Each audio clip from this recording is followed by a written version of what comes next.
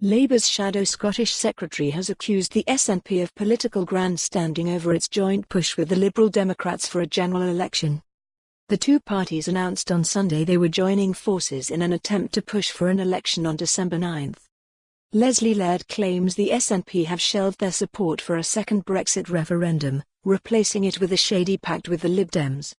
Responding to a string of tweets from the First Minister, Ms Laird said, "Yet again Nicola Sturgeon and the SNP are misleading the electorate about Labour's position. This needs to stop."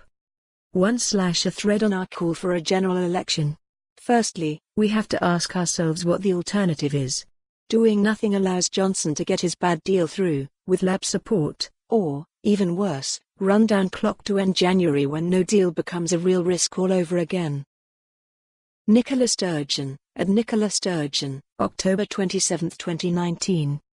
Throughout this Brexit debate, the SNP have increasingly said anything for the sake of opportunistic political grandstanding. On Thursday, Ian Blackford says it's too dark to have an election in December. Just 2 days later, he's calling for a general election in December. The SNP have said their position is for a public vote on Brexit for 2 years, and now, when it is within Parliament's reach, they have abandoned it in favour of a shady pact with the Lib Dems. Ultimately, this move will probably help deliver what Boris Johnson wants. There is clearly unrest in the SNP ranks, and so there should be. This is a bad deal for Scotland, and the SNP cannot capitulate at such a crucial point. Labour's priority is, and always has been, stopping a catastrophic no-deal Brexit. When no deal is taken off the table, we will campaign in a general election to let the people decide on Brexit in a public vote. The Tories want to ditch our relationship with Europe and make Britain a tax haven and hop to Donald Trump. The Lib Dems have abandoned their push for a public vote, and want to revoke Article 50 without a vote, which will do nothing to resolve the country's division. Now the SNP don't want a public vote either. Only Labour can be trusted to deliver this and resolve the issue once and for all.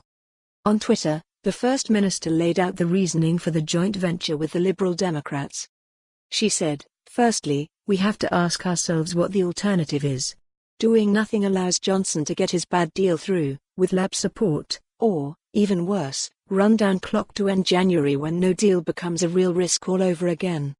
Rear People's Vote, I've strongly supported that and the SNP would vote for it, but there's no evidence that the majority for it exists within this Parliament.